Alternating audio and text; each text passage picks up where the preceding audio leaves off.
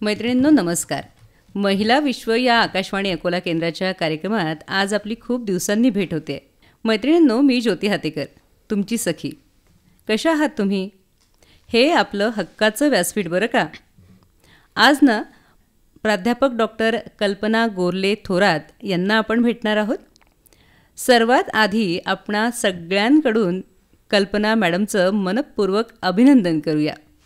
Madam, तुमचं खूप खूप अभिनंदन. मनस्वी धन्यवाद मॅडम. मैत्रिणींनो, अभिनंदन नेमकं कशासाठी असा प्रश्न तुम्हाला पडला असेल. त्याचं मी लगेचच तुम्हाला उत्तर देणार आहे. डॉक्टर कल्पना गोरले मॅडम ज्या आहेत, श्रीमती राधादेवी गोयनका महिला महाविद्यालयात मराठी विभागामध्ये सहाय्यक प्राध्यापक पदावरती त्या सेवारत आहेत आणि त्यांना नुकताच महाराष्ट्रातील सन्मानाचा साहित्यरत्न लोकशाहीर अण्णाभाऊ साठे राष्ट्रीय वाङ्मय पुरस्कार मिळालेला आहे. त्यासाठी आपण मॅडमचं अभिनंदन करतो आहे आणि त्या प्रित्यर्थच आज आपण मुलाखतीसाठी त्यांना इथे बोलवलेलं आहे. त्यांच्याकडनं आपण त्यांचा हा सगळा साहित्याचा जो प्रवास आहे तो जाणून घेणार आहोत. कल्पना मॅडम, कार्यक्रमामध्ये मी आपलं खूप खूप स्वागत करते आहे आणि पुनश्च एकदा अभिनंदन आपलं. सर्वप्रथम तर अगदी साहजिक एवढा मोठा पुरस्कार मिळाला आहे म्हटल्यावरती पहिला प्रश्न हाच असणार आहे की हा पुरस्कार मिळाल्यानंतर तुम्हाला काय वाटतंय, तुमची काय प्रतिक्रिया, तुमच्या मनामध्ये काय विचार सुरू आहेत? अगदी बरोबर आहे मॅडम. ज्या वेळेला मला हा पुरस्कार जाहीर झाला, माझ्या लेखणीला न्याय मिळाला. प्रथमतः मला आनंद झाला. माझ्या लेखणीला न्याय मिळाला आणि जो एवढा मोठा पुरस्कार जर मला मिळत असेल तर माझ्यासाठी खूप अभिमानाची आणि गौरवाची बाब आहे. मला पत्र आले आणि तिथे मला पुण्याला हा जो आहे राष्ट्रीय पुरस्कार तुम्हाला तिथे गौरवण्यात येणार आहे असं कळल्यानंतर मला खूप आनंद झाला. आणि त्यानंतर एक सगळ्यांना यातून, बाबा तुम्ही हा जे लिखाण, हा कुठला समीक्षा ग्रंथ आहे की त्यामध्ये स्त्रियांचं दुःख, व्यथा, वेदना आणि जे काही स्त्रियांच्या आत्मकथनांचा जो इथे भावस्पर्श मांडलेला आहे त्याला न्याय मिळाला. मला याचा खूप आनंद झाला मॅडम. मैत्रिणींनो, आपण मॅडमचं अभिनंदन केलेलं आहे. त्यांच्या मिळालेल्या पुरस्काराबद्दल त्यांचं कौतुक पण केलेलं आहे. पण या मुलाखतीला आणखीन सुरुवात करण्यापूर्वी, पुढे जाण्यापूर्वी, त्यांचा प्रवास जाणून घेण्यापूर्वी मला त्यांचा तुम्हाला आणखीन थोडा डिटेल परिचय देण्याची इच्छा आहे. मॅडम, मी सांगितलं की राधादेवी गोयनका महाविद्यालयामध्ये कार्यरत आहेत. मॅडमनी समाजशास्त्रामध्ये तत्त्वज्ञान, संगीत या विषयांमध्ये देखील MA केलं आहे बरं का. त्यानंतर राष्ट्रीय आंतरराष्ट्रीय चर्चासत्रामध्ये त्यांचा सहभाग असतो. शोधनिबंधांचं वाचन त्यांनी केलेलं आहे. राष्ट्रीय आंतरराष्ट्रीय स्तरावर ते मासिकं जे आहेत त्याच्यामध्ये पण त्यांची शोधनिबंध प्रकाशित झालेले आहेत. राष्ट्रीय स्तरावर एकूण 34 शोधनिबंध आणि आंतरराष्ट्रीय स्तरावरती एकूण 14 शोधनिबंध त्यांनी प्रकाशित केलेले आहेत. तसंच अलंकार शोध प्रवाह या संपादकीय समितीवरती 2024-2025 करता त्या सदस्य म्हणून होत्या. डॉक्टर बाबासाहेब आंबेडकर आणि भारतीय संविधानाचे ऐतिहासिक महत्त्व या संपादकीय ग्रंथाकरता फुले शाहू आंबेडकर उत्कृष्ट संशोधक म्हणून पण त्यांची निवड झालेली आहे. युवा विचारपीठ प्रतिष्ठान अकोलातर्फे 2024-25चा कार्यगौरव महिला रत्न पुरस्कार देखील त्यांना प्राप्त झाला आहे. आणि नुकतंच 2024-25चा स्त्रियांच्या आत्मकथनातील स्त्री पुरुष नातेसंबंध समीक्षा ग्रंथ जो आहे, ज्याविषयी आता आपण चर्चा करणार आहोत, ज्यासाठी त्यांना हा राष्ट्रीय पुरस्कार मिळालेला आहे, तर या ग्रंथाबद्दल पण आपण बोलणार आहोत. मॅडम, मला असं वाटतं आपण या ग्रंथापर्यंत येऊन थांबलो आहोतच परिचयामध्ये, तर आपण याविषयी बोलूया. हा जो तुमचा समीक्षा ग्रंथ आहे त्याबद्दल थोडक्यात सांगा ना. अगदी मॅडम. मॅडम, हा जो माझा समीक्षा ग्रंथ आहे की ज्याला राष्ट्रीय पुरस्कार मिळालेला आहे, राष्ट्रीय वाङ्मय पुरस्कार ज्याला मिळाला आहे, हा स्त्रियांच्या आत्मकथनातील स्त्री पुरुष नातेसंबंध. वास्तविक पाहता जो आत्मकथन आणि आत्मचरित्र हा माझा MPhil पासूनचा आस्थेचा विषय आहे. MPhilला असताना मला आहे मनोहर तरी, सुनीता देशपांडे आणि सांगते ऐका हंसा वाडकर या 2 आत्मचरित्रांनी मला एवढं प्रभावित केलं की माझी उत्सुकता वाढली की मला पुढे वाचायचं आहे. आमच्या मैत्रिणींची उत्सुकता वाढली की नेमका तुम्ही हा विषय कसा निवडला आहे. यस, अगदी बरोबर आहे. आता हा जो विषय आहे आत्मचरित्रावर बऱ्याच ठिकाणी तिथे बऱ्याच लेखिकांनी यांना न्याय दिलेला आहे. पण नातेसंबंधाचा जो भाग आहे त्याला इथे एक भालचंद्र फडके, डॉक्टर भालचंद्र फडके यांनी त्यांचं जे पुस्तक आहे मराठी लेखिका चिंता आणि चिंतन, त्यामध्ये त्यांनी एक भाष्य केलंय, एक नाराजीचा सूर व्यक्त केलाय की आतापर्यंत आत्मचरित्रावर बरंचसं लिखाण आहे पण नातेसंबंधावर काही लिखाण नाहीये. तो धागा मी पकडला आणि मला असं वाटलं की आपण याच्यावर PhD करावी. आणि तो धागा पकडून मग मी त्या प्रवासाला लागले आणि मला ज्यावेळेस माझी PhD करत असताना मला ह्या अशा प्रकारे भालचंद्र फडके यांच्या प्रश्नालाही पण मला न्याय द्यायचा होता आणि मला अजून उत्सुकता वाटली की मी ते करणार आहे. माझा तो PhDचा प्रबंध तयार झाला. त्यानंतर मला करत असताना कुठंतरी वाटलं की मी माझा जो हा समीक्षा ग्रंथ जर झाला, रेफरन्स बुक इतर विद्यार्थ्यांना कामात पडेल. जी येणारी पिढी आहे, जी PhD आचार्य पदवी मिळवणार आहे, त्यांच्यासाठी हा रेफरन्स बुक म्हणून कामात येणार आहे. त्याही पलीकडे स्त्रियांची अवस्था, त्यांच्या आत्मकथनातून आत्मचरित्रातून मांडलेला भाव निर्भीडपणे वागणं हे आपल्या महिलांसाठी एक प्रेरणादायी प्रवास ठरेल असं मला वाटतं. अगदी आपण म्हणूया की स्त्री पुरुष नातेसंबंध हा अगदी अनादी काळापासून चिंतनाचा विषय आहे आणि त्यावरती तुम्ही तुमचं काम सुरू केलं आणि पुरस्कारापर्यंत येऊन तुमचं ते काम थांबलं. पुरस्कार स्वरूपी पावती तुमच्या लिखाणाला मिळालेली आहेच, तर त्यासंबंधी आणखीन जाणून घ्यायला आम्हाला आवडणार आहे. यासाठी तुमचा प्रवास कसा झाला या समीक्षा ग्रंथासाठी?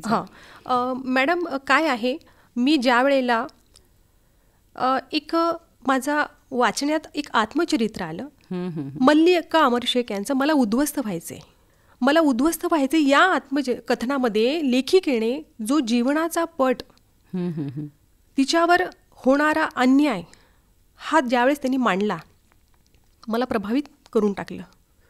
आणि नातेसंबंधावर इतकं उघड उघड हे लिहू शकतात, तर मला माझ्या अभ्यासाला जे मी समीक्षा ग्रंथ लिहिलेला आहे त्यासाठी मला दलित भटक्या विमुक्त आणि आदिवासी स्त्रियांची विवंचना हे मला मांडावंसं वाटलं आणि ते मी ते मध्ये मांडले. मल्लिका अमर शेख यांचं मला उद्ध्वस्त व्हायचे, बेबी कांबळे यांचं जीणं आमचं आणि जनाबाई गिरे यांचं मरणकळा, विमल मोरे यांचं 3 दगडांची चूल आणि आदिवासी जे पहिलं आत्मकथन आहे नजूबाई गावित यांचं तृष्णा. या 5 आत्मकथनामध्ये मला त्या लेखिकेंचं निर्भीड वागणं, बघा दलितांचं गाव कुसाबाहेरचं जगणं आणि भटक्या विमुक्तांचं गावाच्या पलीकडे भटकंतीच्या स्वरूपाचं जगणं आणि आदिवासींच्या महिलांचं दरीखोऱ्यामध्ये त्यांचं जगणं आणि त्यातून त्यांच्यावर होणारे अन्याय, पुरुष प्रधान व्यवस्थेने केलेला अन्याय, समाजामध्ये राहून केलेला अन्याय, घरामधला अन्याय, ह्यात सगळं उघड उघड त्यांनी मांडलेलं आहे. मल्लिका अमर शेख मला उद्ध्वस्त व्हायचे या आत्मचरित्रामध्ये, आत्मकथनामध्ये असं सांगते की त्या म्हणतात की मी आज ब्राह्मणाशी लग्न केलं तर मी ब्राह्मण होणार का? मी आज महाराशी लग्न केलं तर मी महार होणार का? पुरुषागणित आपलं नाव बदलते का? माझं अस्तित्व नाहीये का? पृष्ठ क्रमांक 113वर तिचं हे विधान आहे. तिला तिच्या अस्तित्वाचा जो प्रश्न भेडसावतोय किंवा सतावतोय की माझं अस्तित्व काय, म्हणजे पुरुषगणित तुमची जात बदलते, हा मोठा गंभीर प्रश्न आहे ना. मग हा म्हणजे आपल्याला थोडं विवंचनेमध्ये टाकणारा आणि इतकं निर्भीडपणे लिहिणारी लेखिका ही लग्नापूर्वीचा संभोग, लग्नानंतरचा, नवऱ्याच्या मित्राने केलेली शरीर सुखाची मागणी, ह्या गोष्टी मला अशा वाटल्या कुठंतरी की हे मांडायला पाहिजे आपण. त्यानंतर जी काही विमल मोरे आहेत यांची 3 दगडाची चूल, पालावर जगणं, भटक्या विमुक्त स्त्रियांचं आत्मकथन, पालावर जगणं, त्यानंतर त्यांचा संघर्ष, तिथून कधी समाजातल्या लोकांनी छळलं तर कधी समाजाच्या बाहेरच्या लोकांनी छळलं. त्यानंतर जनाबाई गिरे, मरणकळा, गोपाळ समाजातील जमातीची एक ती महिला, तिला पण संघर्ष करावा लागला जगताना. आणि तृष्णामधील नजूबाई गावित अक्षरशः हिच्यावर वकील ज्यावेळेस बलात्कार करतो त्यावेळेला तिला गप्प राहावं लागतं, पण ती ते निर्भीडपणे आपल्या आत्मकथनात सांगते की हा अन्याय, आणि ह्याच त्या महिला आहे की त्या आपल्या पुढे सांगतात. आणि कुठंतरी मला असं वाटलं की नातेसंबंध, मल्लिका अमर शेखचं बोलायचं झालं तर दलित पॅन्थरचे लेखक नामदेव ढसाळ यांची ती पत्नी आहे, शाहीर अमर शेख यांची कन्या. यांना ज्या वेळेला म्हणजे समविचारी हे दोघं लग्नानंतर तिलाही आणि अनेक अशा प्रसंगातून जायला पाहिजे. आणि हा वैश्यागमन करणारा व्यक्ती गुप्तरोग हिला जडतो, तिने उघड उघड मांडलं. म्हणजे यातून कुठं चिंतनाचा विषय आहे. आणि मी एक सांगू इच्छिते मॅडम, हा विषय ज्या वेळेला माझ्या वाचनातून आला त्यावेळेस मला लक्षात आलं की हे कुठंतरी मांडणं गरजेचं आहे. आजच्या घडीला पाहता सवर्ण स्त्रिया ह्या लपवतात.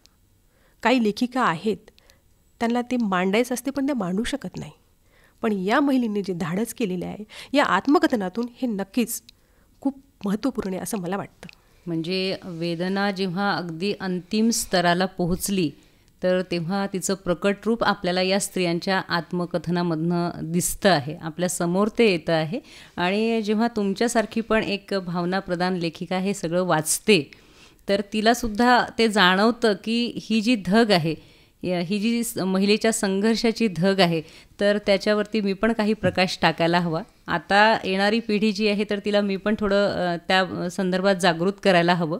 आणि त्या दिशेने तुमचा हा जो प्रवास होता, जो पुस्तकरूपी, जो समीक्षा ग्रंथरूपी सर्वांसमोर आला, तो खरं तर कौतुकास्पद आहेच.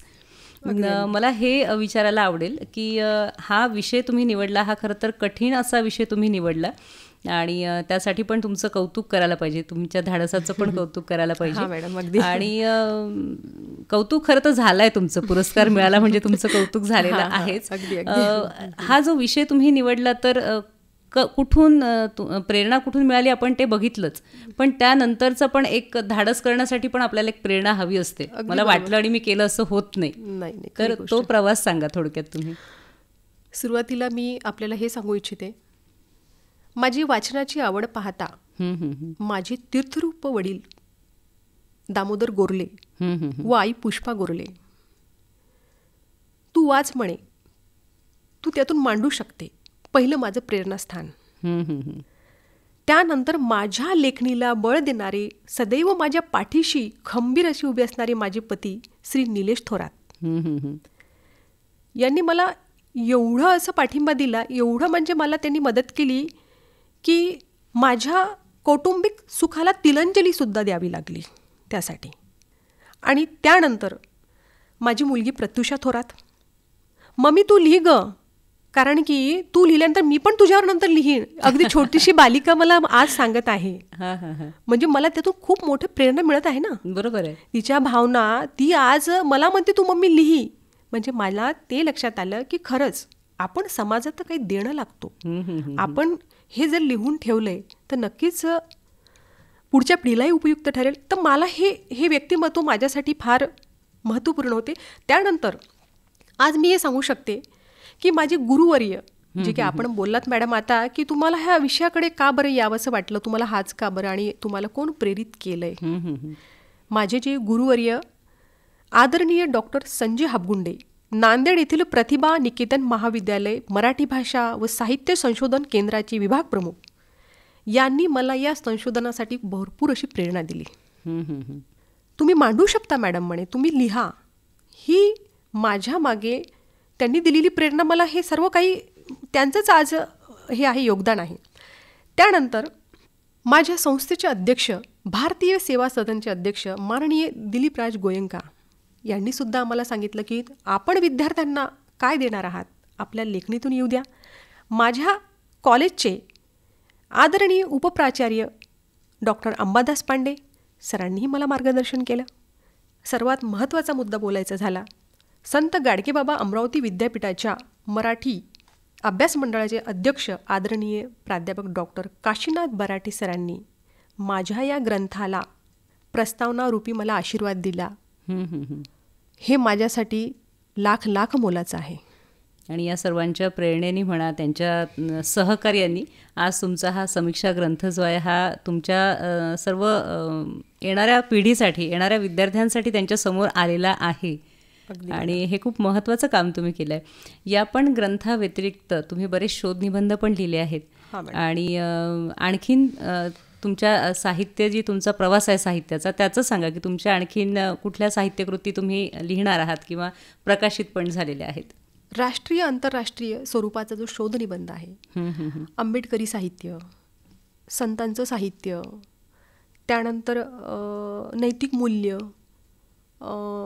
आताच काल परवा मी एक आंतरराष्ट्रीय चर्चासत्राकरिता मी एक मला वाटते ती कुठे झाली, अंजनगाव सुरजी इथे झाली आहे. मुक्ताबाईंचे कविता आणि काव्य याविषयी मी आत्ता आर्टिकल्स लिहिलं आहे. माझं लिखाण सतत चालू असते आणि मी राष्ट्रीय आंतरराष्ट्रीय संपादित ग्रंथासाठी सुद्धा लिखाण करते. लेखणी मी बंद ठेवत नाही. ती आपण चालू ठेवली तर नव्याने विचार इतरांपर्यंत पोहोचतात. आपल्याकडचं जे आहे नॉलेज, ज्ञान त्यांनाही मिळतं आणि ते एक सूत्रबद्धतीतून ते मांडावं लागतं. आणि तो शोधनिबंध आहे तो आपण प्रकाशित केल्यानंतर नक्कीच त्याचा पुढच्यांना फायदा होतो. त्याही पलीकडे छोट्या छोट्या कविता, आता तर कवितेची सुरुवात करत आहे मी. मला अजून माझा एवढा हातखंडा नाही आहे कवितेमध्ये, पण ती मी सुरुवात करत आहे. तसं शोधनिबंध राष्ट्रीय आंतरराष्ट्रीय भरपूर लिहिलेले आहे.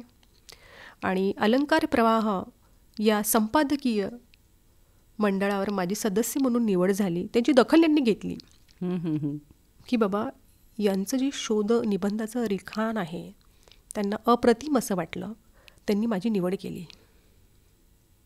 तुमचा हा जो लेखणीचा प्रवाह आहे जो वाहता आहे आणि जो तुम्ही मगाशी उदाहरण फार छान दिलं की तुमच्या मुलीपर्यंत तो जाऊन आपसूक पोचला आहे की आई तू लिही आणि पुढच्या पिढीला यापेक्षा अजून काय प्रेरणा असू शकते तुमच्या विद्यार्थ्यांसाठी सुद्धा की तुम्ही तुमचे शोधनिबंध त्यांच्या समोर ठेवले आहे. कुणाला संशोधन करायचं असेल तर हा समीक्षा ग्रंथ आहे. आणि एक आदर्श शिक्षक जे आपण म्हणतो की आपल्या विद्यार्थ्यांसाठी त्यांनी प्रॅक्टिकल स्वरूपात समोर असलं पाहिजे. नुसतंच तुम्ही सांगताय असं नाही, तर तुम्ही त्यांच्यासमोर हे सगळ्या गोष्टी ठेवल्या आहेत, कृती त्यांच्यासमोर आहे. त्यामुळे त्यांना प्रेरणा आहे, मार्गदर्शन आहे आणि त्यांच्यासाठी संदर्भ सुद्धा तयार आहेतच. अगदी अगदी ह्याच माध्यमातून बघा ना मॅडम, अगदी तुम्ही जे बोललात मला अगदी त्याला समर्पितच आहे हे सर्व. म्हणजे हे माझं लेखनाचा फायदा जो वैचारिक लेखन आहे किंवा मग एक त्याचं एक ललित असेल त्याचा फायदा त्यांना खूप होणार आहे. जे मी आज हा माझा समीक्षा ग्रंथ आहे, जे आता जे PhD करणार आहे, आचार्य पदवीसाठी जे आता नोंदणी करत आहेत, ज्यांचा आत्मचरित्र हा विषय असेल तर नक्कीच त्यांना हा उपयुक्त पडतो ग्रंथ. कारण संदर्भ म्हणून भरपूर त्यांना तुमची मदत होणारी असते आणि अशी आवश्यक मदत तुम्ही निर्माण करून ठेवलेली आहे. तुमच्यापर्यंत येऊन पोहोचायची त्यांना गरज नाही, तुमच्या पुस्तकातनं त्यांना ती मदत नक्कीच मिळणार आहे. कवितेबद्दल तुम्ही बोललात की तुम्ही आता कविता या प्रकाराकडे वळणार आहात, हो ना. प्रत्येक अगदी मला असं वाटतं आपण कॉलेज वयात असताना सुद्धा आपल्याला कविता स्फुरत असतात. अगदी. आणि एका साहित्यकाला जेव्हा साहित्यिक व्यक्ती जी आहे त्याला जेव्हा कविता करावीशी वाटते म्हणजे नक्कीच तिने उंची गाठलेली असते. तर तुमच्या ह्या नवीन प्रकारासाठी पण तुम्हाला भरपूर आमच्याकडनं शुभेच्छा आहेत. नक्कीच मॅडम. आणि तुमच्या ह्या शुभेच्छालाच हा धागा पकडूनच मी त्याची ओढते. मी तुम्हाला सांगू इच्छिते मॅडम, आता आगामी माझं येणारं जे पुस्तक आहे मास्तरांची सावली, एक चिकित्सक, एक आकलन आणि कवितेच्या बाबतीत बोलणार तर मला आपण एक भावकविता त्या असं लिहिण्याचा माझा प्रयास आहे. मी आज जे आपण मला आज प्रेरणा दिला तर नक्कीच मी उद्यापासून या कामाला लागेल. आम्हाला ही प्रेरणाच हवी असते ना. आणि साहित्यिकाला काय आहे, साहित्यिकाला प्रेरणा आणि तो तिथला त्याला आलेला यातनातूनही कविता होते मॅडम. यातनातूनही कविता होते, वेदनेची कविता होते. तुम्ही निसर्ग पहा, बालकवींच्या कविता पहा, तुम्ही विठ्ठल वाघांच्या कविता पहा आणि तुम्ही बहिणाबाईंच्या कविता पहा. हे काय आहे, निसर्ग आहे, यातना आहे, सर्व स्वर. आणि नामदेव ढसाळांनी सुद्धा खूप काही लिहून ठेवलंय.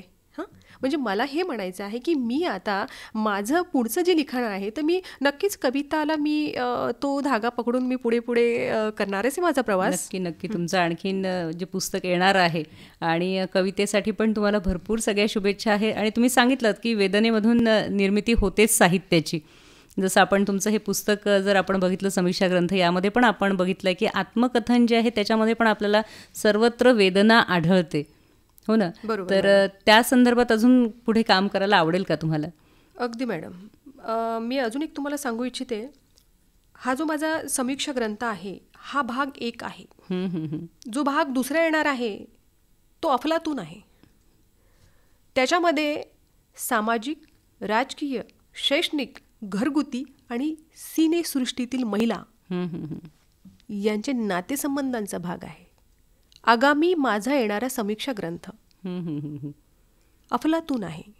कारण की या समीक्षा ग्रंथाला जर राष्ट्रीय पुरस्कार मिळत असेल तर नक्कीच मला प्रेरणा मिळत आहे आणि मी ते लवकरात लवकर वाचकांसाठी उपलब्ध करून देणार आहे. तुमचं म्हणजे त्यानंतरचं स्वप्न जे आहे ते आणखीन मोठ्या पुरस्कारासाठीचं ते पण पूर्ण हो. आणि नक्कीच तुम्ही एक मोठी झेप घेतलेली आहे यानंतर भाग 2 जो येणार आहे त्याच्यासाठी, आणि त्याची पार्श्वभूमी तुम्ही थोडक्यात तिथे मांडलेली आहेच. आणखीन विद्यार्थ्यांसाठी म्हणून काय करण्याची तुमची इच्छा आहे? हां मॅडम, पहा, आता एक कॉलेज लेवलचा भाग बोलायचा झाला तर आता मी माझा हा रेफरन्स बुक आजच मी सांगते. माझी एक स्टुडंट आहे देशमुख म्हणून, तिने माझं पुस्तक घेतलंय. मॅडम, मला फार आवडलं. अगदी BA सेकंड इयरची विद्यार्थिनी. मी बेटा, मी भरून पावले, तू वाचलंस, तुला आवडलंस, बघ असं निर्भीड मांडायचं असते, असं स्पष्ट राहायचं असते. तू यातून काय घेतलं बेटा? त्यांनी मला सांगितलं, मॅडम खूप असं मोकळं लिहिलं हो तुम्ही. मी म्हटलं, बेटा असंच आपलं लिखाण असावं, असंच आपलं वागणं असावं. खोट्या आणि नकारात्मकची वलय नको. आणि साहित्यिक पाहतो, कधी कधी काय होतं की नावलौकिकतेच्या भरामध्ये कुठलंही काही साहित्य मांडतात, ते मला आवडत नाही. मला वास्तव आणि जे परखड आहे ते मांडायला फार आवडते, जे आहे ते सत्य. आणि आता जे माझ्या ज्या स्टुडंट आहे, आपला जो प्रश्न होता की तुम्ही त्यांच्यासाठी काय करणार आहात, मी त्यांना नेहमी MPSC UPSC चा जो त्यामध्ये जो मराठी विषय आहे, माझा जो विषय शिकवण्याचा मराठी आहे, मी त्यांना नेहमी म्हणते, तुम्ही असं समजू नका की मराठी, आता तर मराठीला अभिजात दर्जा मिळालेला आहे, किती अभिमानाची बाब आहे ही. त्यांना मी नेहमी सांगते, तुम्ही त्याच्यातूनही करिअर करू शकता. तुम्ही लिहा आणि सुरुवातच तुमची निबंधापासून असू द्या. नंतर तुम्ही हळूहळू जोपर्यंत माझ्या लेवलपर्यंत याल तर नक्कीच तुम्ही एक छान लेखिका व्हाल. त्यासाठी तुम्हाला वाचन असणं गरजेचं आहे. मी माझ्या कॉलेजमधल्या माझ्या विद्यार्थिनींना माझे पुस्तक वाटप केले अगदी मोफत, की मुलींना म्हटलं तुम्ही यातून काहीतरी घ्या. आणि हा स्त्रियांचा विषय आहे, मी त्यांच्यासाठी ते केलंय. आणि स्किल डेव्हलपमेंटसाठीही त्यांना धडे आम्ही देतोच. एक जो राष्ट्रीय पुरस्कार मिळाला ती कौतुकाची थाप, आणि अगदी या बाजूला जर येऊन पाहिलं तर आपला विद्यार्थी वाचतोय पुस्तक आणि तो त्याच्यावरती येऊन तुम्हाला त्याची प्रतिक्रिया सांगतोय. तर हे जे मिळालेलं कौतुक आहे, तर ही मला असं वाटतं दोन्हीकडनं तुम्हाला कौतुक मिळालं आहे. म्हणजे पोचपावती मिळालीच आहे, ज्यांच्यासाठी लिहिलं आहे त्यांच्यापर्यंत जाऊन ते पोहोचत आहे आणि त्यांच्याकडनं प्रतिक्रिया येऊन पोहोचतायत आपल्यापर्यंत. तर ही अतिशय महत्त्वाची बाब आहे तुमच्या या समीक्षा ग्रंथाच्या संदर्भामध्ये. आणखीन काय सांगाल मॅडम? कमी वेळेमध्ये अनघादित्य प्रकाशन यांनी माझं पुस्तक कमी वेळेमध्ये जे काही प्रकाशनाचं कार्य पूर्ण केलं, माझ्यासाठी खूप म्हणजे फार आनंदाची बाब. प्रकाशित झालं आणि प्रकाशक जे आहे चित्रा गारुडे मॅडम यांनी पण मला फार मदत केली. आणि त्यानंतर मला हे असं म्हणायचं आहे की आता हाच विषय जो आहे त्या विषयालाच आपण तोच धागा पकडून पुढे भविष्यामध्ये आपल्याला स्त्रीवादी लिखाण करायचं आहे. सानिया आहे, प्रिया तेंडुलकर आहे, ज्या कविता महाजन आहे, यांनी स्त्री पुरुष नातेसंबंधांची जी गुंतागुंत दाखवलेली आहे तो भाग वाचण्यात आला आणि कुठंतरी असं वाटलं की नाही, यांनी लिहून ठेवलंय तर नक्कीच आपल्याला हा धागा पुढे न्यायचा आहे. अगदी बरोबर, हा प्रवाह आपल्याला पुढे न्यायचा आहे. आणि त्यासाठी आम्ही नवोदित लेखिका आहे, ते आम्हाला कार्य करायचं आहे समाजासाठी. आज आपल्या या कार्यक्रमाच्या माध्यमातून लाखो मैत्रिणी आपल्याला ऐकत आहेत. जे आपल्या कॉलेजच्या विद्यार्थिनी वेगळ्या, पण आमचा हा जो श्रोता वर्ग आहे, आपल्या ह्या ज्या मैत्रिणी आहेत, महिला विश्व कार्यक्रमाच्या ज्या मैत्रिणी आहेत, तर त्यांच्यासाठी म्हणून तुम्ही काय सांगाल? त्यांना प्रेरणा तर नक्की मिळणार आहे, ज्यांना लिखाणाकडे वळावंसं वाटतं आहे त्यांच्यासाठी तुम्ही प्रेरणा आहातच, पण त्यांना काय सांगाल तुम्ही आज या कार्यक्रमातनं? मी त्यांना एवढंच सांगेल की आज स्वातंत्र्यपूर्वीची अवस्था, स्वातंत्र्यानंतरची अवस्था, आपल्या महिलांना सगळे हक्क मिळाले आहे.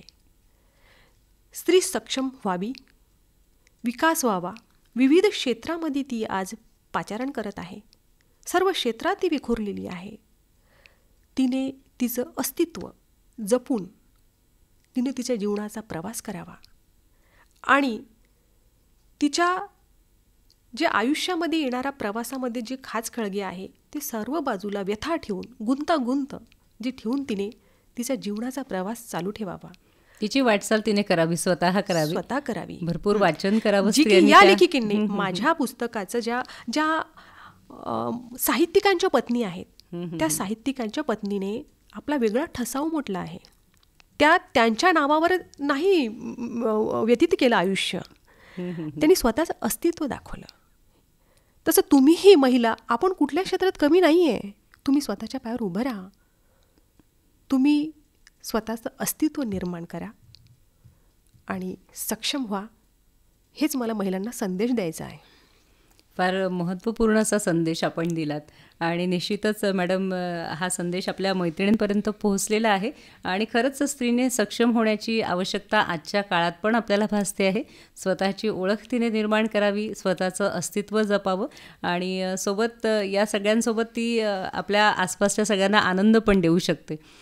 तुम्ही आज आकाशवाणी अकोला केंद्राच्या स्टुडिओमध्ये आलात, त्यासाठी आमच्या संपूर्ण टीमकडनं, कार्यक्रमाचे सादरकर्ते सूरज गोळे सर आणि आमची संपूर्ण रेकॉर्डिंगची टीम यांच्याकडनं पुढील वाटचालीसाठी मी आपल्याला शुभेच्छा देते आहे.